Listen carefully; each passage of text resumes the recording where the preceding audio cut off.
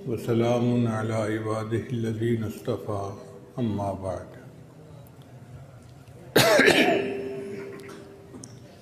अऊज़ु बिल्लाहि मिनश्शैतानिर्रजीम बिस्मिल्लाहिर्रहमानिर्रहीम।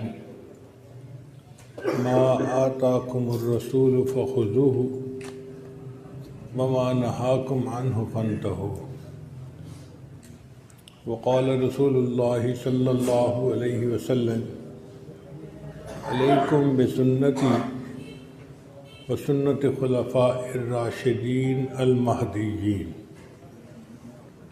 सुब्हान रब्बिक रब्बिल इज़्ज़ति अम्मा यसिफ़ून व सलामुन अलल मुरसलीन वल्हम्दुलिल्लाहि रब्बिल आलमीन। अल्लाहुम्मा सल्लि अला सय्यिदिना मुहम्मदिन व अला आलि सय्यिदिना मुहम्मदिन व बारिक वसल्लम। जब कोई बंदा बाजमात नमाज शुरू करता है तो उस पर लाजिम होता है कि वो इमाम की इक्तदा करे। जो इमाम करे उसको वही करना पड़ेगा। अगर मुक्तदी इमाम से पहले रुकू में चला जाए, इमाम से पहले सजदे में चला जाए तो उसकी नमाज नहीं होती। इमाम की इक्तदा वाजिब है। हमारी पूरी ज़िंदगी के इमाम हज़रत मोहम्मद मुस्तफ़ा अहमद मुज्तबा सल्लल्लाहु अलैहि वसल्लम है।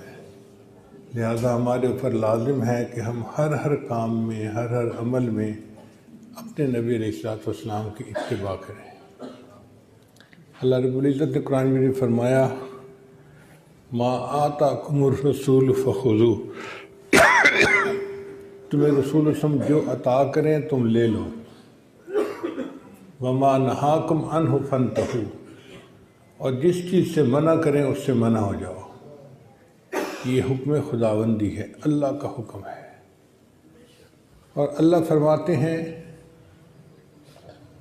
कि मैं युतिइर रसूल फ़क़द अता अल्लाह। जिसने रसूल सम की इताअत की उसने हकीकत में अल्लाह की इताअत की।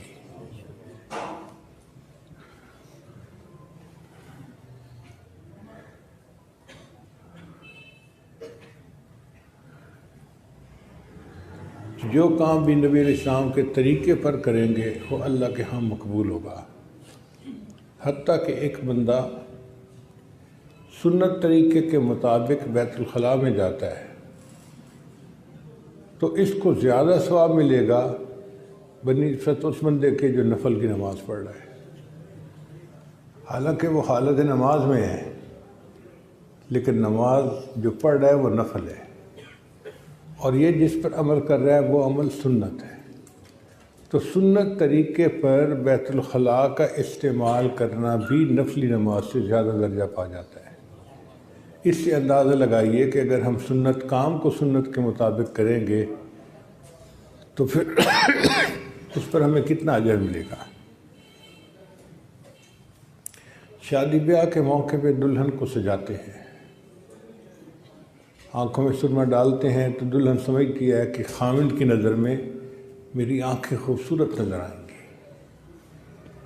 हाथ में चूड़ियाँ डालती है तो समझती है कि अब मेरे बाजू खामिद की नज़र में ज़्यादा खूबसूरत। उंगलियों में अंगूठी डालती है तो समझती है कि अब मेरी उंगलियां खामिद को ज़्यादा खूबसूरत नज़र आएंगी। जिस जिस उज़्व में वो ज़ेवर पहनती जाती है गोया खामिद की नज़र में वो ज़्यादा खूबसूरत होती जाती है। इसी तरह जो बंदा जिस उज़्व को सुन्नत के मुताबिक बना लेता है वो उज़्व अल्लाह रब्बुल इज़्ज़त की नज़र में खूबसूरत हो जाता है। जिसकी आँखों का देखना सुन्नत के मुताबिक बन गया उसकी आँखें अल्लाह की नज़र में खूबसूरत हो गई। जिसका चलना सुन्नत के मुताबिक हो गया उसकी चाल अल्लाह के यहाँ खूबसूरत।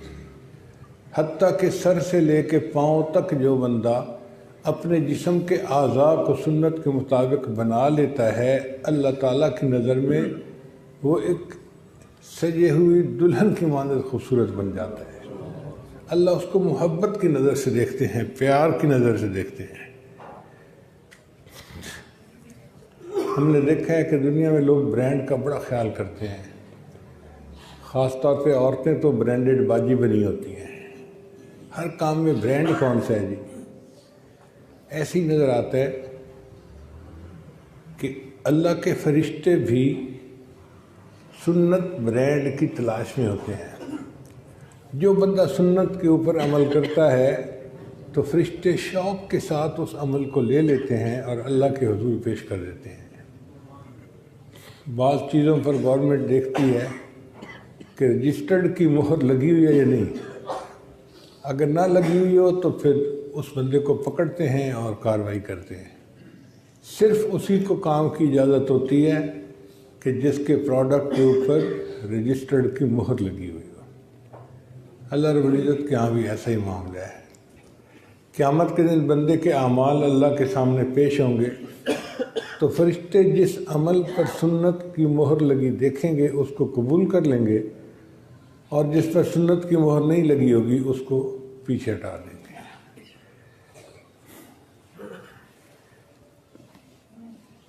किताबों में वाक़या लिखा है कि एक बुज़ुर्ग अपने बचपन को आके लिखते हैं कि मैं बहुत छोटा सा था, मदरसे पढ़ने जाता था तो एक गली से गुज़रते हुए बुढ़िया का घर आता था। वो बुढ़िया मेरे इंतज़ार में बैठी होती थी। जब मैं वहाँ से गुज़रता वो मुझे प्यार से बुलाती, अपने पास बिठाती और खाने पीने को मीठी चीज़ें देती तो मैं बड़ा खुश होता कि ये बूढ़ी अम्मा मेरे ऊपर बड़ी शफ़क़त की नज़र रखती है, मुझसे प्यार करती है। और मैं हैरान भी होता कि आखिर ये मुझसे क्यों इतना प्यार करती है। वो फरमाते हैं एक दिन मैंने बूढ़ी अम्मा से पूछ लिया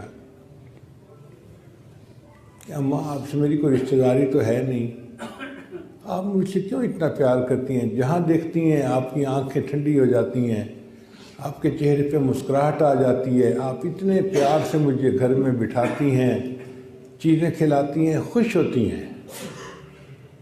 उसने कहा कि मेरा भी एक बेटा था, वो बिल्कुल तुम्हारे साथ मुशाबे था। जब कभी तुम मेरे सामने आते हो ना मुझे अपना बेटा याद आ जाता है। मैं ज़ाहिर में तुम्हें पास बिठाती हूँ और तसव्वुर में मैं अपने बच्चे को याद कर रही होती हूँ।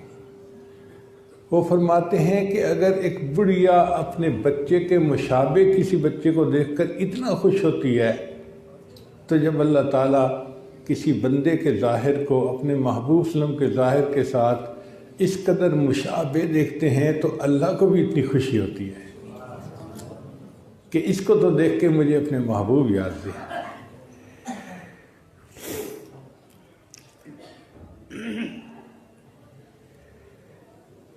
चुनाचे साहिब कराम सुन्नत की इत्तबा इतनी कामिल करते थे कि बाहर से आने वाले बंदे के लिए पहचानना मुश्किल होता था कि नबी अलैहिस्सलाम कौन है। वो आके पूछते थे मन मिनकुम मुहम्मदा, तुम में से मोहम्मद सल्लल्लाहु अलैहि वसल्लम कौन है?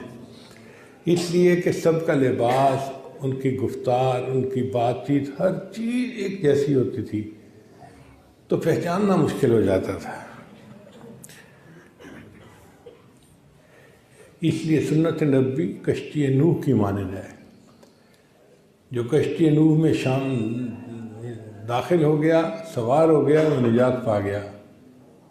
तो सुन्नत नबी की भी यही मिसाल है। मन रकीबा नजा, जो सुन्नत को अपना लेता है अल्लाह ताला उसको हर मुश्किल परेशानी से निजात अता फरमा देते हैं। हम कई मरतबा दर्जी को नमूना दिखाते हैं तो ये मेरी वेस्टकोट है, इसको इसके मुताबिक बना दो, और जब वो बना के लाता है तो हम उसे चेक करते हैं कि जो नमूना दिया था उसके बिल्कुल मुताबिक है या नहीं। अल्लाह रब्बुल इज़्ज़त ने भी हमें ज़िंदगी गुजारने के लिए एक नमूना दिखा दिया। अपने प्यारे हबीब सल्लल्लाहु अलैहि वसल्लम को दुनिया में भेजा और हमें ये बता दिया लक़द कान लकुम फ़ी रसूलिल्लाहि उस्वतुन हसना, कि तुम्हारे लिए रसूल सल्लल्लाहु अलैहि वसल्लम की ज़िंदगी में बेहतरीन नमूना है। अब तुम अपनी ज़िंदगी को उनके नमूने के मुताबिक बना लोगे तो कामयाब हो जाओगे, और अगर कोताही करोगे तो नाकाम हो जाओगे। साहबे कराम सुन्नत की इत्तिबा में इतने कामिल थे कि हज़रत अब्दुल्लाह इब्न उमर रज़ियल्लाहु ताला अन्हु जा रहे थे, एक जगह सवारी रोक ली और उतरकर एक दरख्त के नीचे जाकर थोड़ी देर बैठे और वापस आकर फिर सफ़र शुरू कर दिया। तो साथी ने पूछा कि हज़रत आपने क्या किया?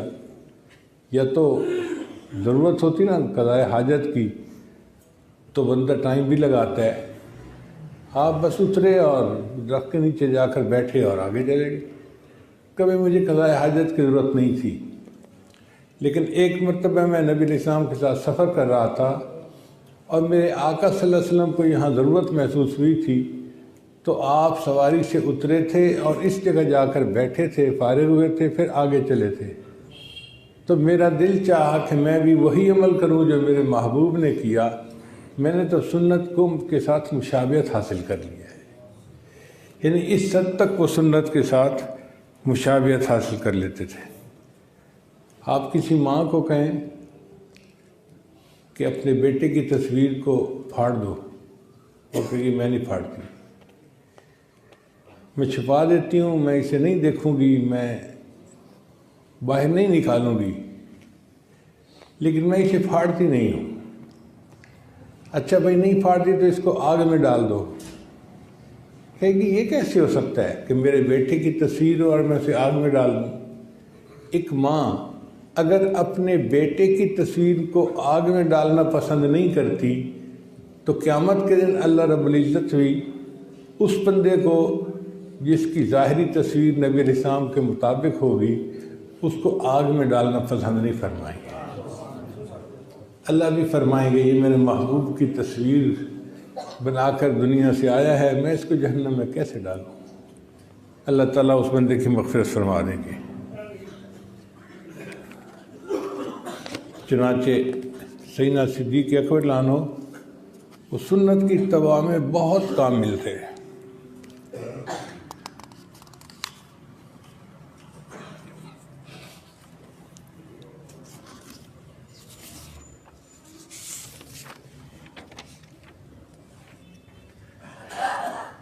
बायज़ीद बुस्तामी रहमतुल्लाह अलैह हमारे सिलसिले के एक बुज़ुर्ग गुज़रे हैं। एक आदमी उनकी सोबत में 20 साल रहा, बाज़ किताबों में 10 साल लिखा है, बाज़ में 20 साल। तो 20 साल उनके पास रहा। फिर एक दिन कहने लगा कि हज़रत मुझे इजाज़त दें, मैं वापस जाता हूँ। तो पूछा भाई क्यों जाते हो?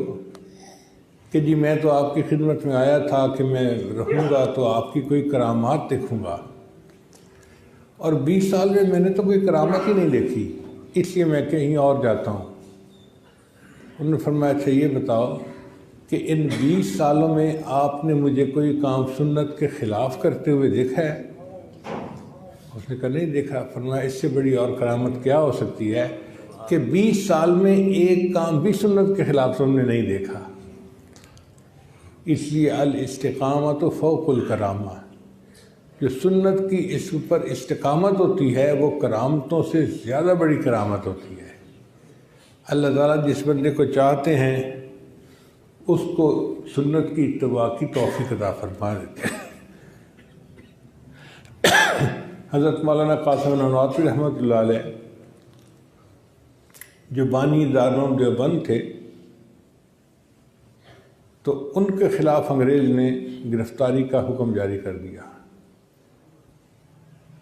लोगों ने कहा कि हज़रत अब आप कहीं छुप जाएं, चूँकि आपके तो वारंट गिरफ़्तारी जारी हो चुके। हज़रत एक जगह छुप गए। 3 दिन के बाद फिर मस्जिद में लोगों ने कहा कि हज़रत अंग्रेज़ आपकी जान के दरपे है और उसे जहाँ मौका मिला गिरफ़्तार करेगा, फांसी लटका देगा, तो जान का ख़तरा है तो आप छुप जाएं। फरमाया कि मैंने नबी अलैहिस्सलाम की मुबारक ज़िंदगी पे नज़र डाली तो मुझे गारे सौर में 3 दिन की रोपोशी नज़र आती है। मैं 3 दिन रोपोश रहा, अब मैं बाहर आ गया हूँ। अगर फांसी भी लटकाएं तो मैं लटक जाऊँगा, मगर अमल वो करूँगा जो सुन्नत के मुताबिक होगा। दारुल देवबंद बन गया तो दरमियान सहन में एक बागीचा सा बनाया गया।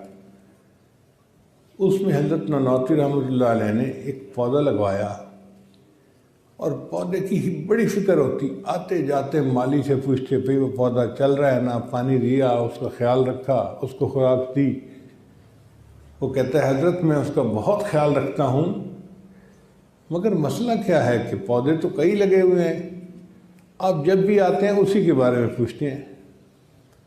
तो हज़रत नौतरी ने फरमाया कि वो गुलाब का पौधा है, और मैंने किताबों में पढ़ा है कि नबी अलैहिस्सलाम के पसीने अथर से जो खुशबू आती थी, गुलाब की खुशबू उसके सबसे ज़्यादा करीब और मुशाबे थी। तो मैंने ये गुलाब का पौधा इसलिए लगवाया कि इसकी खुशबू को सूंघ के मुझे नबी अलैहिस्सलाम का मुबारक पसीना याद आया करेगा। हज़रत मौलाना हुसैन मदनी रहमतुल्लाह अलैह मदीना तैयबा में रहते थे और हदीस का दर्स देते थे। फिर वहाँ से वापस आ गए इंडिया। उन्होंने दारुल देवबंद के अंदर एक कीकर का दरख्त लगवा दिया। अब माली बड़ा हैरान, इतनी खूबसूरत बिल्डिंग और सहन में इतने खूबसूरत पौधे लगे हुए फूलों वाले, और उसके दरमियान कीकर का दरख्त जिसमें कांटे के सिवा कुछ होता ही नहीं है। तो उसने पूछा कि हज़रत आप आते हैं तो इसी दरख्त को देखते हैं और इसी के बारे में पूछते हैं, आखिर इसकी क्या ख़ास वजह है? तो हज़रत मदनी ने जवाब दिया कि मैंने किताबों में पढ़ा है कि नबी इस्लाम ने बैत रिजवान जिस दरख्त के नीचे ली थी वो कीकर का दरख्त था। तो मैंने दारुल देवबंद के सहन में कीकर का दरख्त इसलिए लगवाया कि इस दरख्त को देख के मुझे अपने आका की याद आया करेगी। इससे अंदाज़ा लगाएं कि हमारे अकाबरीन के दिलों में नबी अलैहिस्सलाम की कैसी मोहब्बत थी और वो कैसे एक एक अमल को उनके तरीके पर करना पसंद करते थे। आज हम समझते हैं कि सुन्नत की इत्तिबा सिर्फ ज़ाहिर तक है, खाना पीना लिबास सुन्नत के मुताबिक कर लिया, अब हम कामिल बन गए। ये हमारी खाम ख्याली है। हमारे मशाइख ने सुन्नत की इत्तिबा के 7 दर्जे बताए हैं और हम तो अभी पहले दर्जे में फिर रहे हैं, पूरी ज़िंदगी पहले दर्जे में गुजार रहे हैं। वो फरमाते हैं पहला दर्जा है ज़ाहिरी आमाल सुन्नत के मुताबिक करना, पानी सुन्नत के मुताबिक पीना, खाना सुन्नत के मुताबिक खाना, लिबास सुन्नत के मुताबिक पहनना, सवारी पे सवार होना। तो ज़ाहिर के आमाल को सुन्नत के मुताबिक करना ये पहला दर्जा है। फिर इसके बाद दूसरा दर्जा ये है कि अपनी आदात अखलाक को भी सुन्नत के मुताबिक बना लेना। नबी इस्लाम के अंदर जो अफ़्व दरगुज़र थी उस आदत को अपने अंदर पैदा कर लेना। जो हिल्म था, बुर्दबारी थी, जो नबी इस्लाम के अंदर खैर खाही थी, इन अच्छी आदात को अपने अंदर पैदा करना, अखलाक अज़ीमा को अपने अंदर पैदा करना, ये इत्तिबा का दूसरा दर्जा है।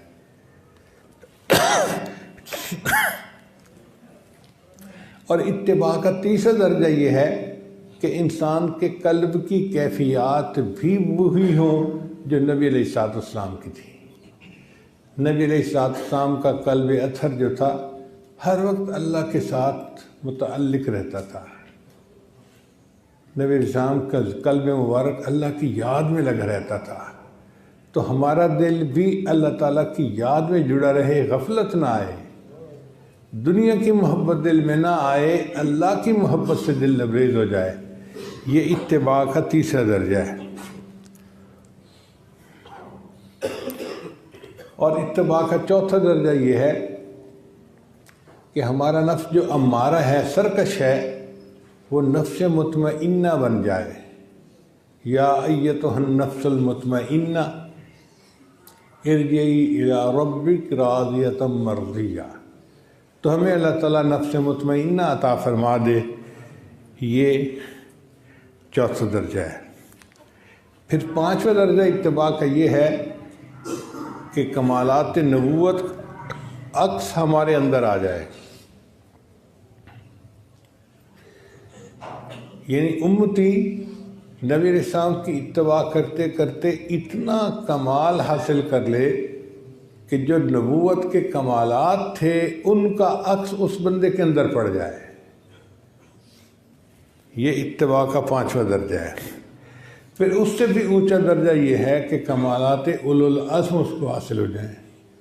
जो उलुल अंबिया को अल्लाह ने कमालात अता फरमाए थे, और ये ऐसे नहीं हासिल होते। जितना पहले दर्जों में इत्तिबा कामिल होगी, उस कामिल इत्तिबा के वजह से अल्लाह ताला फिर उस बंदे को ये कमालात उलुल अज़्म अता फरमाएंगे। ज़ालिकल फ़ज़्ल मिनल्लाह, ये अल्लाह का फ़ज़ल है, जिसको चाहते हैं अता फरमा देते हैं। और 7वां दर्जा ये है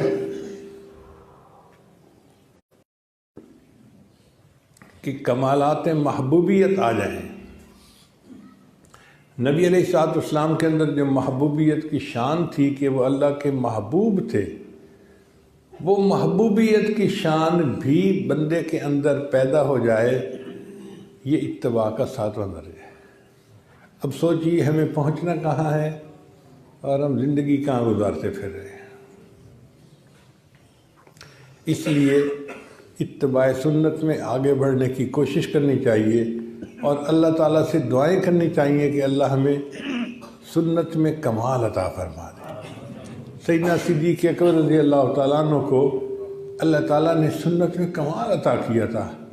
जो शान महबूबियत नबी अलैहिस्सलाम के अंदर थी, वो इस सिद्दीक़ अकबर अन्हु को मिल गई। चुनाचे उनको मैयत कुबरा हासिल थी। इन्नल्लाह मअना, नबी साहब ने फरमाया अल्लाह हमारे साथ है। तो आप देखिए सिद्दीक़ अकबर अन्हु को अल्लाह की ऐसी मैयत हासिल थी।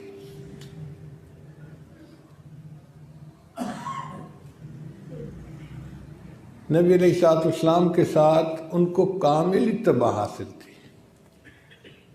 जब अल्लाह के हबीब सल्लल्लाहु अलैहि वसल्लम गार हिरा से घर आए तो खदीजा कुबरा रज़ी अल्लाह तआला ने पूछा, ए अल्लाह के हबीब आपको क्या महसूस होता है? तो नबी साहब ने फरमाया कि मुझे ऐसे महसूस होता है कि मैं कहीं हलाक ना हो जाऊं। तो खदीजा कुबरा ने जवाब दिया, इन्नका लतसिलुर रहम, आपसे रहमी करने वाली हैं।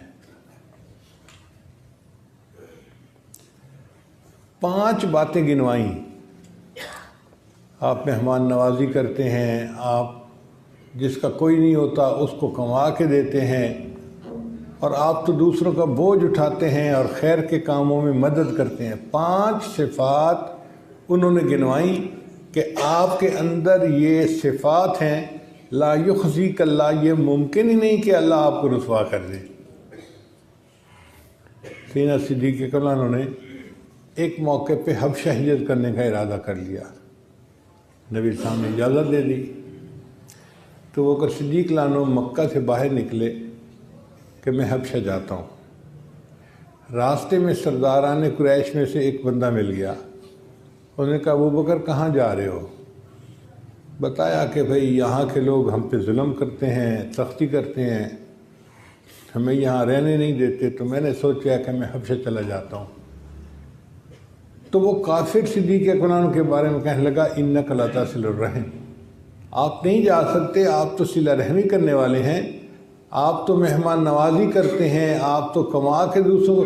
जो 5 सिफ़ात खदीजा कुबरा ने नबी अलैहिस्सलाम की गिनवाई थी, वही 5 सिफ़ात एक काफिर ने सिद्दीक़ अकबर की गिनवाई।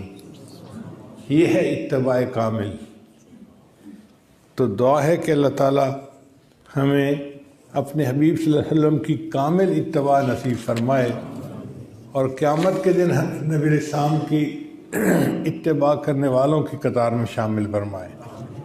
चुनांचे उनको हर अमल में नबी अलैहिस्सलाम की इत्तिबा नसीब हुई। आप देखिए कि एक ऐसी भी नमाज थी कि जो 2 रकत सहाबा ने अबू बकर सिद्दीक़ के पीछे पढ़ी और बाकी 2 रकत जो थी वो नबी अलैहिस्सलाम के पीछे पढ़ी। उसमें भी मैयत हासिल।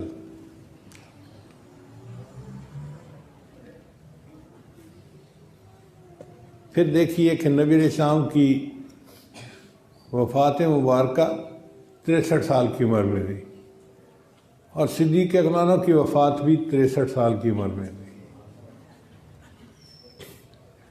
जब हिजरत की तो नबी अलैहिस्सलाम के पकड़े जाने पर कुफ़ार ने 200 ऊँटों का इनाम मुतय्यन किया, और 200 ऊँटों का इनाम भी अबू बकर सिद्दीक़ के लिए मुतय्यन किया कि जो अबू बकर को पकड़ेगा उसको 200 ऊँट इनाम में दिए जाएंगे।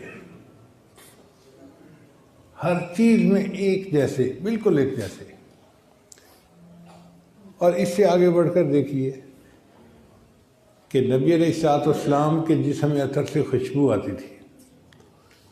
ऐसी खुशबू थी कि सहाबा किराम कहते हैं हमें पूछना नहीं पड़ता था, हम उस खुशबू को सूंघते सूंघते उस जगह पे जा पहुंचते थे जहां नबी अलैहिस्सलाम मौजूद होते थे। और अबू बकर सिद्दीक़ रज़ियल्लाहु के पसीने से भी इसी तरह खुशबू आती थी।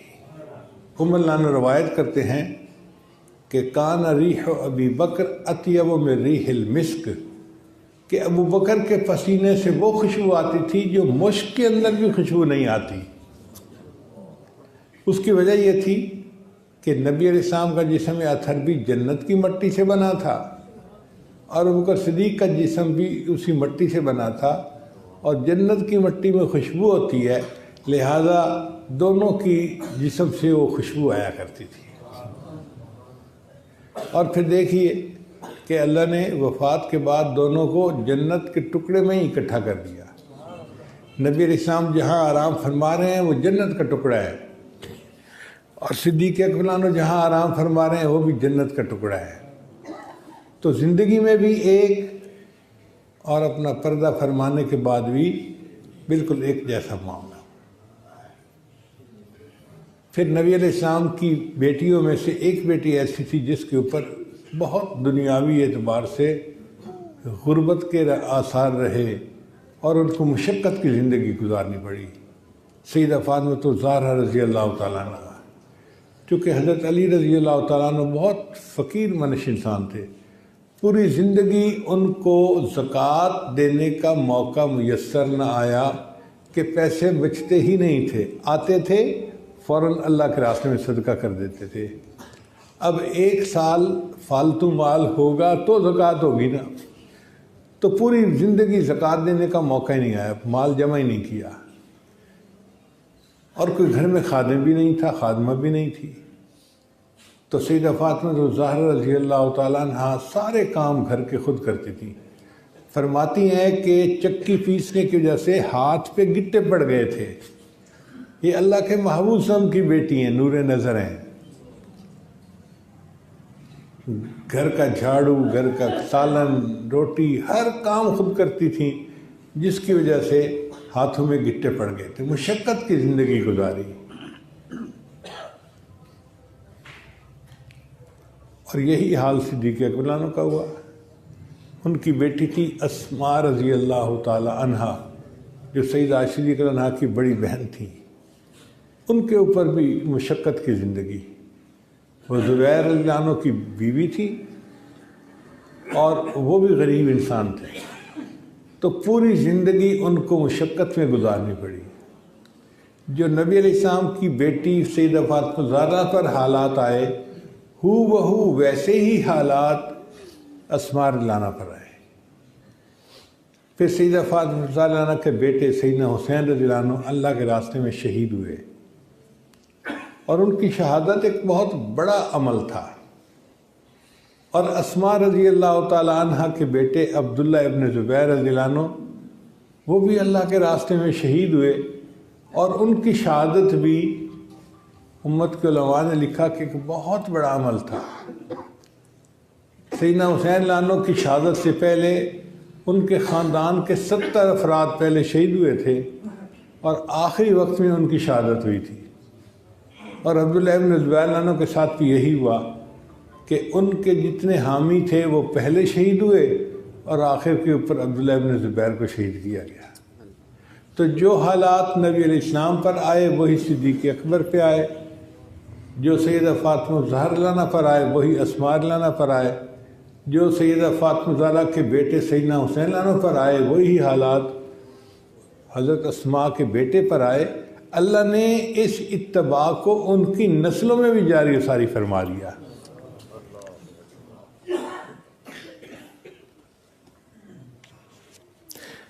हज़रत मुजद्दिद रसानी रहमतुल्लाह एक बात फरमाते हैं कि जो बंदा सुन्नत की इत्तबा करता है अल्लाह उसको 4 मुनाफ़े अता फरमा देता है।